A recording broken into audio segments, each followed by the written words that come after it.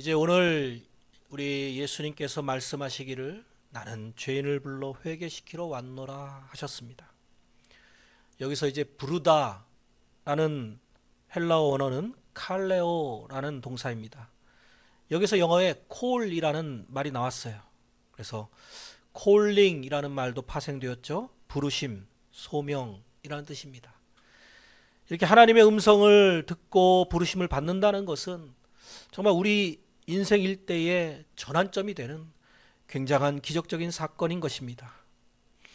물론 오늘날 하나님의 음성을 직접적으로 듣는다면 더 좋겠지만 간접적으로라도 우리는 성경 말씀을 통해서 또 목회자의 설교를 통해서 수많은 전도자들의 전도를 통해서 얼마든지 듣고 있습니다. 다만 깨닫지를 못해서 간과하고 살아가는 경우가 대부분인 것입니다.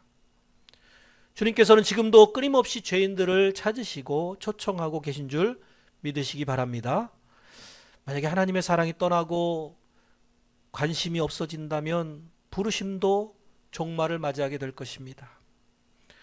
오늘 설교 전에 함께 봤던 이 인트로 영상은 돌아온 탕자를 모티브로 만든 영상이라는 것을 알 수 있죠. 탕자인 동생을 찾으러 떠나는 형의 모습 속에서 탕자를 사랑으로 기다리고 계시는 아버지의 마음을 엿볼 수가 있었습니다. 그것이 바로 우리 하나님 아버지의 마음인 것입니다. 예수님께서는 죄인들을 불러서 회개시키고 아버지께로 돌아오도록 만드시기 위해서 이 땅에 오셨던 것입니다. 그렇다면 주님께서 부르시는 사람은 과연 어떤 사람입니까? 무엇보다도 자기가 죄인이라는 사실을 겸손하게 인정하는 사람을 찾고 부르고 계십니다. 예수님은 의사의 비유를 통해서 쉽게 설명을 해주셨어요. 예수께서 대답하여 이르시되 건강한 자에게는 의사가 쓸데없고 병든 자에게라 쓸데있나니 내가 의인을 부르러 온 것이 아니요 죄인을 불러 회개시키러 왔노라. 그러므로 우리가 한번 오늘날의 병원 의사들과 환자들의 모습을 떠올리시면서 예수님의 그 말씀하신 뜻이 무엇인지를 한번 깊이 새겨봤으면 좋겠습니다. 예수님은 우리의 영혼의 의사이십니다. 영적인 질병의 대표적인 것은 죄악이죠. 이 죄악이라고 하는 바이러스가 온 인류를 감염시켜서 죽어가고 있는데 그런 인류를 치유하시기 위해 오신 영혼의 의사다라고 생각하면 되겠습니다. 한 가지 먼저 보게 되는 일반 의사와의 차이점은 환자가 의사를 찾아가는 것이 아니라 예수님이 환자들을 먼저 찾아오셨다라는 것이죠. 이 환자들의 종류에는 세 가지 모습을 생각해 볼 수 있습니다. 첫 번째로는 자기가 병든 상태라는 것을 알고 의사를 찾아가는 환자이겠죠. 눈이 아플 때는 안과로 가고 배가 아프면 내과로 가는 이런 것들은 자기가 죄인이라는 사실을 깨닫고 인정하는 부류다라고 볼 수 있겠습니다. 두 번째로는 자신이 병들었음에도 불구하고 아픈 줄도 모르고 전혀 인지하지 못하는 환자입니다. 매일매일 그 병이 악화되어 가고 있는데 죽어가고 있음에도 불구하고 자기가 병들었다라는 사실 자체를 모르니까 매우 심각한 상태이죠. 심지어는 자기가 건강한 줄로 착각하고 제멋대로 살아가기도 합니다. 예수님이 오늘 이 말씀을 하신 이유도 역시 이러한 부류의 사람들을 대상으로 했던 것입니다. 30절에 바리새인과 그들의 서기관들이 그 제자들을 비방하여 이르되 너희가 어찌하여 세리와 죄인과 함께 먹고 마시느냐. 예수님의 면전에서 직접적으로 예수님을 공격하지는 못하고요. 제자들에게 나를 세우는 모습입니다. 굉장히 비겁하죠. 이들의 공격 포인트는 두 가지였습니다. 어찌해서 죄인들과 함께 한 자리에서 식사하며 웃고 떠들고 할 수 있습니까? 또 왜 경건하게 금식하는 이런 모습을 보여주지 않습니까? 이런 두 가지 공격을 했습니다. 그런데 그 이야기 속에는 자기들은 다르다라는 것이죠.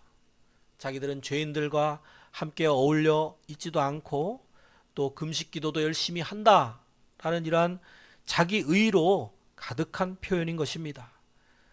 왜 예수님과 제자들은 자기들 같이 행동하지 않고 의롭지 않고 그렇게 천박하고 세속적이냐라는 비판인 것이죠.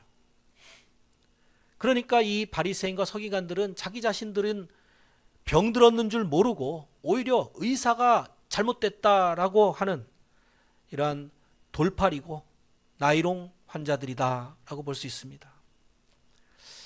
세 번째 부류는요, 자기가 아픈 줄은 아는데 정작 의사를 찾아가지는 않는 사람들입니다.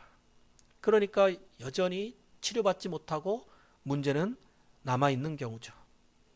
자, 이렇게 세 부류의 환자들 중에 여러분은 어떤 부류에 속한다고 여겨지십니까? 만약에 첫 번째 부류의 사람들처럼 내가 병들었다라는 사실을 자각한다면 병고침 받기를 사모하시기 바랍니다. 그러면 얼마나 의사를 만났을 때 겸손하게 고분고분 말도 잘 듣고 치료도 잘 받고 의사를 얼마나 신뢰하겠습니까? 베드로나 예수님의 제자들이 자신의 그물을 버려두고 즉시 예수님을 따라간 데에는 바로 이런 마음이 작용했던 것입니다. 생업보다도 중요한 것은 지금 당장 나의 이 질병을 치유받고자 하는 마음이죠. 당장 암으로 죽어가는데 돈 버는 게 대수겠습니까? 언제 죽을지 모르는데 공부한다고 포기하겠습니까? 치료부터 받아야 되겠죠. 여러분, 의사들이 환자들에게 제일 좋지 않게 여기는 태도가 어떤 것인지 아십니까?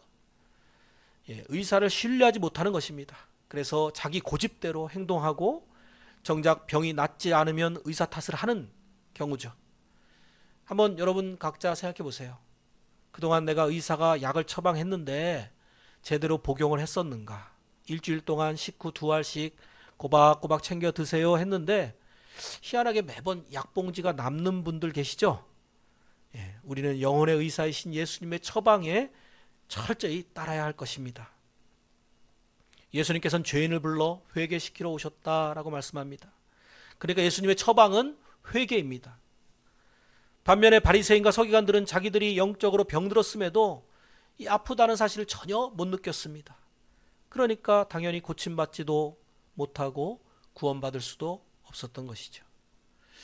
여러분, 알코올 중독자는 자기가 스스로 알코올 중독자다라는 사실을 인정해야만 치료가 시작될 수 있고 또 치료받을 수 있는 것입니다.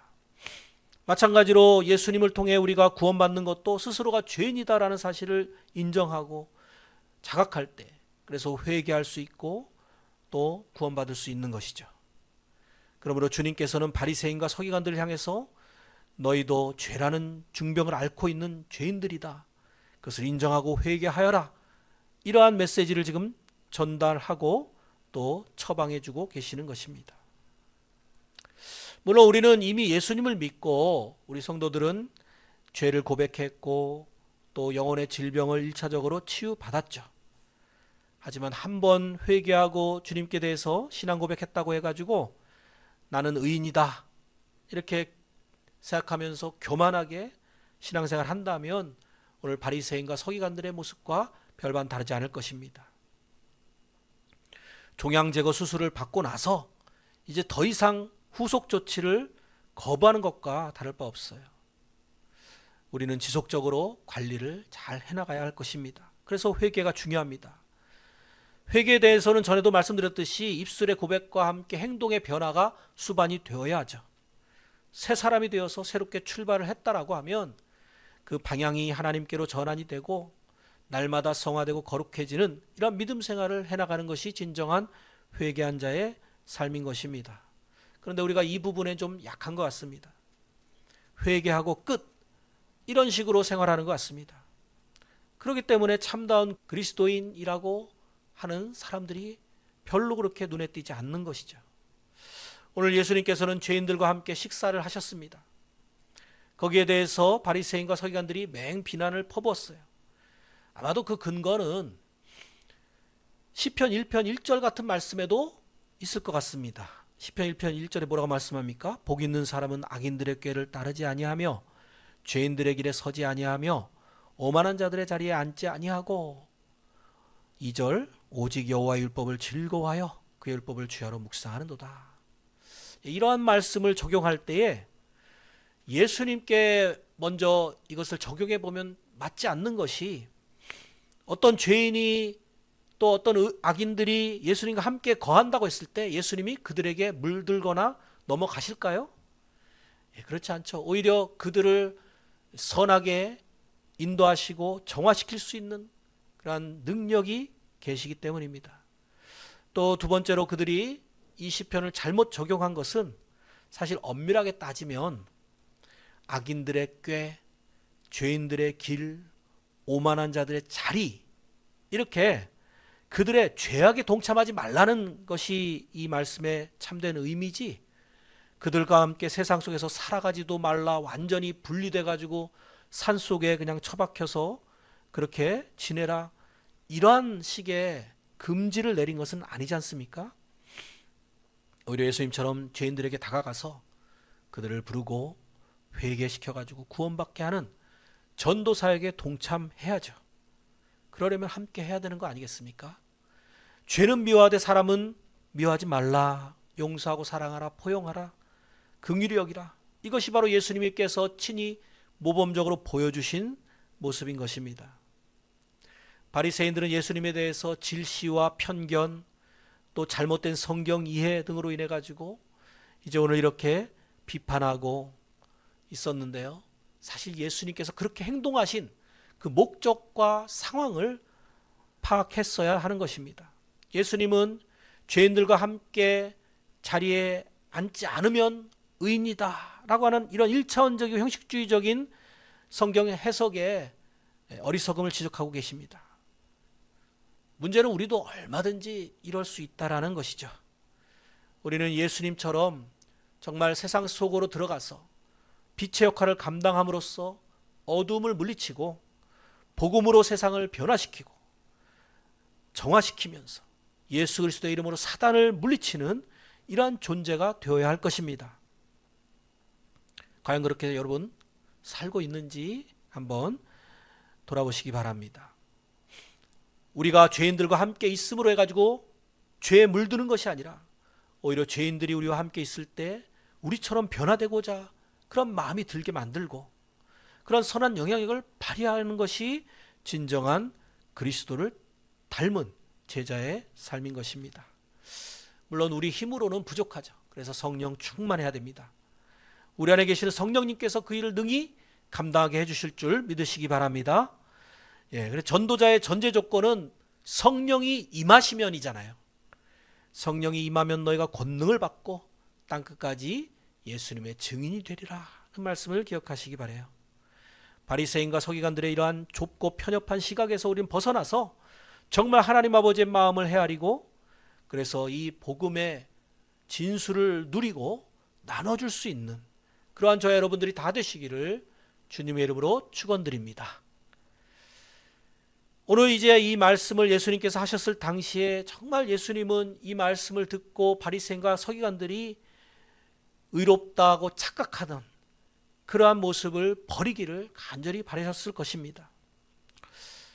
이 바리새인과 서기관들을 오늘날로 치면은 누구입니까? 겉으로 볼 때 참 신앙생활 열심히 하는 것 같다, 교회에 잘 다니는 크리스천이다 라고 생각되는 사람들 중에 많은 사람들이 이 바리새인과 서기관들의 잘못된 전철을 밟고 있습니다. 그래서 오히려 자기들은 의롭다, 남을 정죄하고 비판하고 이러한 사람들이 바로 현대판 바리새인들과 서기관들인 것입니다. 만약 오늘 우리에게도 그러한 모습이 있다면 이 말씀을 적용하고 회개해서 예수님을 닮도록 힘써야 할 것입니다. 그러니까 이 말씀을 통해서 내가 바로 그 바리새인이다, 서기관이다 라고 적용해 보시기 바랍니다. 그럼 더 은혜가 되실 것입니다. 회개한 사람의 모습은 달라야 하는 것입니다. 성경은 그런 자를 일컬어서 새로운 피조물이다라고 말씀합니다. 완전히 바뀌었기 때문에 새로운 피조물이죠. 고린도후서 5장 17절 그런즉 누구든지 그리스도 안에 있으면 새로운 피조물이라 이전 것은 지나갔으니 보라 새 것이 되었도다. 새로운 피조물의 가장 큰 특징이 무엇입니까? 세상을 사랑하지 않는 것입니다. 세상에 죄악된 것들을 품지 않는 것이에요. 요한일서 2장 15절에서 16절 이 세상이나 세상에 있는 것들을 사랑하지 말라. 누구든지 세상을 사랑하면 아버지의 사랑이 그 안에 있지 아니하니 이는 세상에 있는 모든 것이 육신의 정욕과 안목의 정욕과 이생의 자랑이니 이는 다 아버지께로부터 온 것이 아니요 세상으로부터 온 것이라. 이것이 바로 우리가 참된 그리스도인의 모습인 것이고, 이러한 과정이 바로 성화의 과정입니다. 새로운 본성이 옛사람을 이제 장악해 나아가야 됩니다. 그래서 세상에 대한 관점이 변화되어야 합니다. 특히 죄악을 미워하고 세상의 헛된 영광과 욕심에 사로잡히지 않도록 힘써야 하는 것입니다. 바리새인들의 겉모습은 그럴듯해 보였지만 예수님께서는 그들의 내면을 바라보셨고 그들의 죄악을 지적하셨다라는 사실을 기억하시기 바랍니다.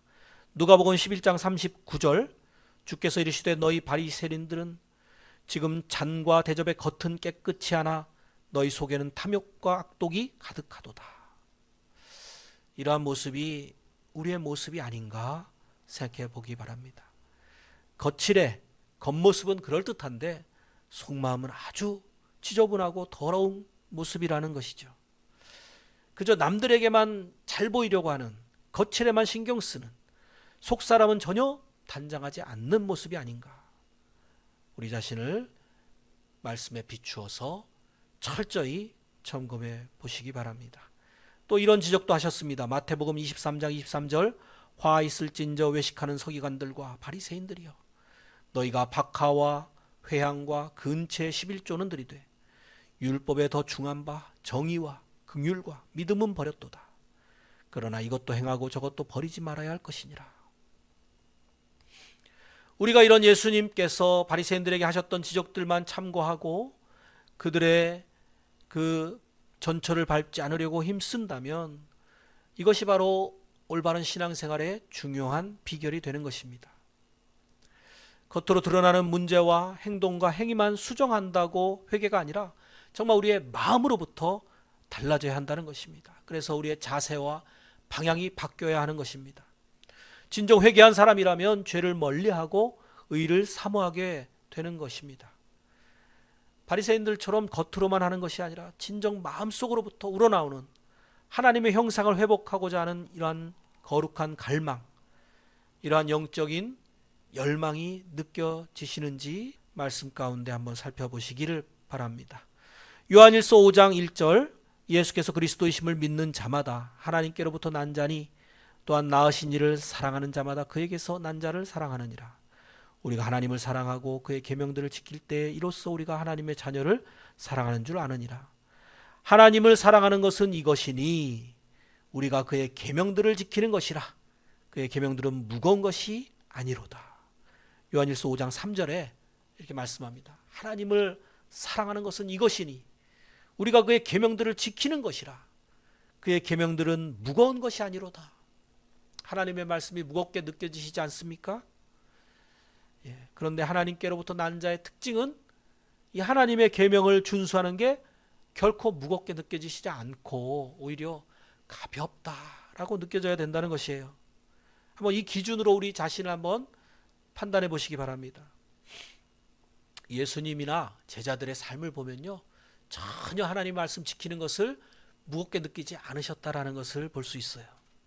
예수님이 아버지의 뜻을 행하실 때 무겁다고 짜증내시고 주저하시고 그랬습니까?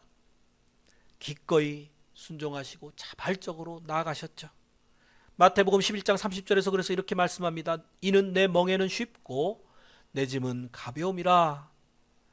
예수님께 있어서 하나님의 말씀을 지켜서 행하는 것은 가벼운 짐이었고 짊어지기 쉬운 멍에였다라는 것입니다. 교회 나오는 것이 힘드십니까? 하나님의 말씀을 듣고 지키는 것이 껄끄럽습니까? 그것은 우리의 영혼이 병균이 들었고 지금 많이 약해져 가고 있다는 증거입니다.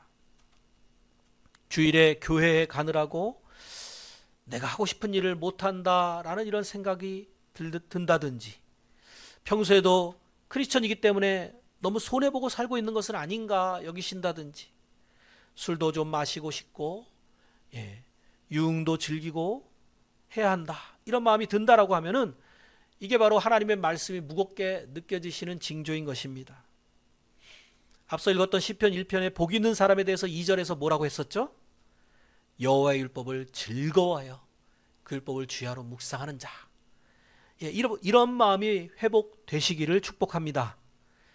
하나님께로부터 거듭난 존재, 그리스도인이 되었다라고 하는 삶은 의롭게 살아가야 한다는 것이죠. 바로 이 예수님에 대해서, 복음에 대해서 처음 접했을 때는 정말 죄사함 받고 지옥에서 해방되고 영생을 얻었다라는 것으로 모든 것이 끝난 것처럼 단편적으로 이해하기가 쉽습니다. 죄사함 받았으니까 이제 다 되었다.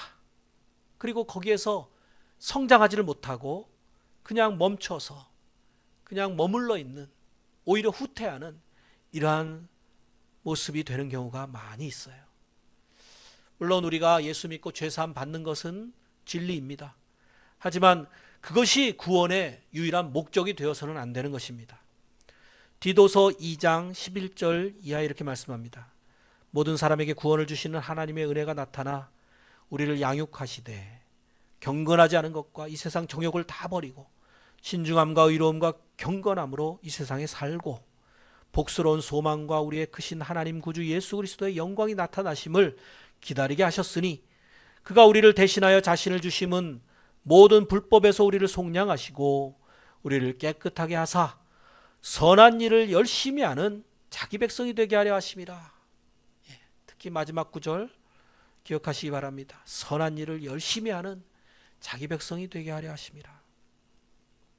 단순히 구원받고 천국 백성 되는 데서 그치는 것이 아니라 계속해서 양육하시기를 원하시고 하나님의 자녀답게 살아가도록 만드시려는 데 목적이 있다는 것입니다. 단순히 죄와 형벌에서 속량받은 것뿐만 아니라 이제 그렇게 깨끗해진 영혼으로 선한 일을 열심히 하는 자기 백성 삼으시려고 구원하셨다는 것이죠. 원래 하나님께서 우리를 만드셨을 때 하나님의 형상을 따라서 그렇게 의로운 백성으로 만드셨습니다. 그러니까 원래는 우리가 선하게 살아가도록 창조되었던 것이죠. 그런데 죄에 빠져서 타락하고 하나님의 형상을 잃어버렸죠. 그렇기 때문에 우리가 구원받는 것은 이 태초의 상태를 회복해 가는 것입니다. 그래서 원죄의 그 원인이 반역과 불순종이 있다라고 하면은 이제 구원받아서 새 사람이 된 우리는 잃어버린 의를 회복하고 순종하는 모습으로 변화가 되어야 하는 것이죠. 하나님의 계명을 그래서 지키는 것이 가볍게 느껴질 수 있어야 합니다. 새로 태어난 사람, 새 생명을 받은 사람이라고 하면은 죄 사함에 머물러서는 안 되는 것입니다. 죄 사함 받았으니까 이제 이후로는 마음껏 살아도 되겠네, 이런 마음은 결코 들 수가 없죠. 만약 그런 마음이 든다라고 하면은 그것은 예수 그리스도의 대속의 공로를 또 십자가의 희생의 보혈을 망령되이 일컫는 자가 되고 마는 것입니다. 죄를 짓는 것이죠. 진정 그리스도인이라면 그럴 수가 없다는 것입니다. 고린도후서 5장 21절에 말씀합니다. 하나님이 죄를 알지도 못하신 이를 우리를 대신하여 죄로 삼으신 것은 우리로 하여금 그 안에서 하나님의 의가 되게 하려 하심이라. 그리스도께서 죽으신 목적은 우리를 의롭게 만드시고자 하셨다는 것입니다. 또 한 가지 더 존귀한 목적도 깨달으시기 바랍니다. 우리를 구원하시고 새로운 피조물이 되게 하신 궁극적인 목적은 하나님께로 우리를 돌아오게 만드시려고 하는 뜻이 계신 것입니다. 하나님이 우리에게 구원을 베푸시고 새 생명을 주셨던 이러한 목적은 단순히 지옥에서 건져내는 것에만 뜻이 계신 것이 아니라 나를 의롭게 하려고. 왜 의로워져야 됩니까? 하나님이 무엇을 원하는 것입니까? 그 답은 바로 하나님과 교제하도록 참된 이러한 관계를 만들고자 하는 의도가 계시기 때문이라는 것입니다. 이게 또 존귀한 목적 중에 하나입니다. 처음 창조되었을 때를 생각해 보세요. 하나님과 인간은 소통이 잘 되고 교제 가운데 있었습니다. 하나님의 동반자의 그러한 존재로 우리를 귀하게 창조하셨습니다. 그런데 죄를 짓고 이것을 상실하니까 이제 하나님과의 관계가 깨어졌죠.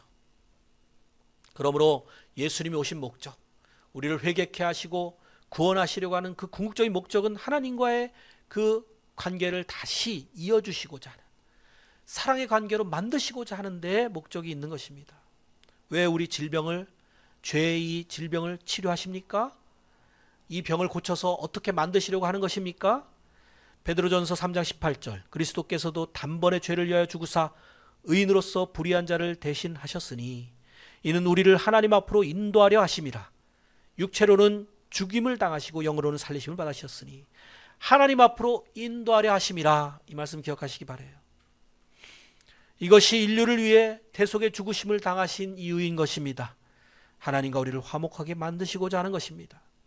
그래서 하나님을 아버지로 모시고 살아가도록 회복시키려고 하는 것입니다. 우리가 하나님과 세상을 겸하여 섬길 수가 없죠.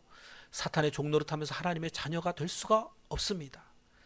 고린도후서 6장 15절, 그리스도와 벨리알이 어찌 조화되며 믿는 자와 믿지 않는 자가 어찌 상관하며 하나님의 성전과 우상이 어찌 일치가 되리요. 우리는 살아계신 하나님의 성전이라. 이와 같이 하나님께서 이르시되 내가 그들 가운데 거하며 두루 행하여 나는 그들의 하나님이 되고 그들은 나의 백성이 되리라. 역으로 생각해 보면 우리가 하나님과 사귀려면 의로워져야 하는 것입니다. 우리가 죄인임을 인식하고 부르심에 응답하고 난 이후에 회개한다라는 이 의미 속에는 이처럼 의로운 백성이 되어서 하나님과 교제하고 하나님의 자녀답게 살아간다라는 의미가 내포되어 있다라는 이 진리를 깨달으시기를 축원드립니다. 베드로전서 1장 16절, 기록되었으되 내가 거룩하니 너희도 거룩할지어다. 아멘. 이렇게 거룩한 주의 백성으로서, 그러니까 성도라는 의미도 그거죠. 거룩한 무리로서 우리는 열매 맺는 삶을 살아가야 하는 것입니다. 그게 하나님을 기쁘시게 하는 삶인 것입니다. 하나님과 교제하는 가운데 이제 새롭게 찾는 이 삶의 의미와 목적이 무엇이냐? 하나님께 영광을 돌리는 것이고 영원토록 그분을 즐거워하는 것이고, 그래서 하나님이 기뻐하시는 모습으로 사는 것입니다. 그러기 위해서는 우리가 성령의 열매들을 맺어가야 됩니다. 어떤 열매들을 맺어야 됩니까? 그것을 한번 살펴보며 오늘 말씀 마치려고 하는데요. 갈라디아서 5장 22절 23절까지입니다. 오직 성령의 열매는 사랑과 희락과 화평과 오래 참음과 자비와 양선과 충성과 온유와 절제니 이 같은 것은 금지할 법이 없느니라. 네, 먼저 첫 번째로는 사랑의 열매죠. 바리새인들은 하나님에 대해서 많이 아는 척 이야기했고 행동했지만 정작 하나님의 마음에 대해서는 별로 몰랐습니다. 하나님 어떤 분이시라고 우리가 알고 있죠? 하나님은 사랑이시다 라고 알고 있죠. 그러므로 우리가 하나님의 자녀다, 하나님과 교제한다, 그래서 성령의 열매를 맺는다라고 할 때 무엇보다도 이 사랑의 열매를 맺어야 하는 것입니다. 그런데 그 사랑은 두 가지죠. 누가복음 10장 27절, 대답하여 이르되 내 마음을 다하며 목숨을 다하며 힘을 다하여 뜻을 다하여 주 너의 하나님을 사랑하고 또한 내 이웃을 내 자신같이 사랑하라. 아멘. 네, 이게 사랑의 열매로 맺혀져야 하는 것입니다. 두 번째로는 희락입니다. 기쁨이라고 번역할 수도 있겠죠. 여러분 가운데는 얼마나 기쁨이 충만하십니까? 만약에 내가 지금 기쁘지 않다라고 하면은 참된 그리스도인이다라고 말할 수가 없습니다. 참된 그리스도인들은 어떠한 상황 가운데서도 기뻐할 수 있어야 됩니다. 심지어 시련 가운데서도 기뻐할 수 있어야 됩니다. 로마서 5장 3절, 우리가 환난 중에도 즐거워하나니, 이것이 바울의 고백이었고 실제 삶으로 보여준 것입니다. 이것은 또한 주님께서 말씀하시길 세상이 줄 수 없고 빼앗을 수도 없다라고 표현했던 기쁨입니다. 거듭난 우리 새로운 피조물 된 성도들은 어떤 환경과 형편이든지 상황이든지 항상 기뻐할 수 있어야 됩니다. 환경에 좌우되는 이러한 기쁨은 진정한 주님께서 공급해 주시는 성령 충만한 그런 기쁨이 아닌 것입니다. 그러한 기쁨은 시들어버리고 말라버릴 수밖에 없어요. 세상이 주는 일시적인 기쁨은 금세 사그라들고 맙니다. 하지만 하나님께서 주시는 진정한 기쁨은 우리 영혼이 늘 기뻐하는 것입니다. 그래서 환경이나 형편이 어렵다 할지라도 우리 안에 늘 충만한 기쁨인 것입니다. 성령께서만이 만들어낼 수 있는 참된 기쁨이에요. 그 다음 또 화평도 마찬가지죠. 우리 안에 늘 평안함이 있는 것입니다. 빌립보서 4장 6절 아무것도 염려하지 말고 다만 모든 일에 기도와 간구로 너희 구할 것을 감사함으로 하나님께 아뢰라. 그리하면 모든 지각에 뛰어난 하나님의 평강이, 이거 화평이죠, 그리스도 예수 안에서 너희 마음과 생각을 지키시리라. 네, 이러한 평안, 평강, 화평, 이것들이 여러분 안에 충만하시기를 축복합니다. 이러한 평안을 우리가 누린다라는 것은 진정 내 안에 성령께서 거하신다라는 증거가 됩니다. 또 오래 참음의 열매를 말씀하죠. 특별히 우리 남을 대할 때 이러한 오래 참음의 열매를 한번 나타내 보시기 바랍니다. 잘 인내하시면서 화가 나도 참고 너그럽게 예수님의 그런 모습을 떠올리시면서 온유하심으로 또 자비로서, 자비도 성령의 열매고 온유도 성령의 열매입니다. 그런데 그것이 잘못된 것들에 대해서 지적하지도 말아야 된다, 무조건 좋은 게 좋은 거다 식으로 무골호인이 되라, 이런 말씀은 아닙니다. 예수님도 보시면 성전에서 장사하는 사람들의 상을 뒤엎으셨잖아요. 불의에는 맞서시면서 제대로 말씀으로 그것을 분별하고 지적하고 책망할 수도 있어야 합니다. 또 양선의 열매, 선한 것을 추구하는 이러한 모습을 나타내야 된다는 것입니다. 그러니까 우리가 죄를 멀리하는 것은 이거 소극적인 의로움이다라고 하면은 적극적으로 선을 행하는 것은 이러한 양선, 이러한 모습인 것입니다. 그리고 충성도 있습니다. 정말 하나님 앞에 내가 충성스럽게 살아가고 있느냐, 또 돌아보시기 바랍니다. 이러한 모든 열매들 일일이 제가 구체적으로 설명하지 않아도 예수님을 생각하시면 됩니다. 예수님을 딱 모델로 삼고 우리가 향해서 나아가면 됩니다. 예수님의 성품들이 다 이 안에 녹아져 있지 않습니까? 그런데 여기서 중요한 것은 이것을 우리가 어떤 무거운 짐으로 여기고서 준수하려고 노력하는 것이 아니라 거듭난 새 생명의 사람으로서 내 안에 성령이 거하시기 때문에 이러한 성령의 열매들이 자연스럽게 맺혀져야 한다는 것입니다. 그래서 우리가 회개하고 하나님과의 교제 가운데로 들어오게 되면 이러한 하나님의 생명의 공급을 받아서 저 여러분들에게 이러한 성령의 열매들이 증거로서 나타나는 그러한 삶이 이어질 수 있는 것입니다. 사랑하는 성도 여러분, 주님께서는 의인을 부르러 오시지 않았습니다. 죄인을 불러서 회개시키러 오셨습니다. 그 말씀처럼 우리 믿음 생활은 회개로부터 출발해야 됩니다. 회개는 하나님 앞에 내가 죄인이다 라는 사실을 인정하고 자각하는 데에서부터 출발되는 것입니다. 그러한 자를 영혼의 의사이신 예수님께서는 치유하시고 의롭게 만드셔서 하나님 앞으로 인도하시고 하나님과 동행할 수 있는 복된 인생으로 변화시켜 주십니다. 아무리 악한 죄인이라도 회개하면 용서하시고 구원해 주신다는 이 놀라운 복음의 소식을 기억하시기를 축복합니다. 병으로 치면은 거의 불치병, 도저히 치유할 수 없는 이런 사람도 하나님께서는 고쳐주시고 살려주신다, 그것을 믿으시기 바랍니다. 그래서 이것은 온 인류가 기뻐할 큰 기쁨의 좋은 소식, 복음인 것입니다. 시대가 가면 갈수록 물질 문명이 발달하고 있지만 영적으로는 점점 더 어두워지고 있다라고 느껴집니다. 그래서 육체의 질병에는 더 많이 관심을 기울이지만 영혼이 병들어가는 데는 점점 더 무지해져 가고 있고 점점 무감각해져 가고 있는 것 같습니다. 우리는 바리새인과 사두개인들처럼 우리 자신이 환자라는 사실을 인지하지 못하는 이런 어리석고 교만한 부류에 속하지 않을 수 있도록 깨어서 기도하며 나아갑시다.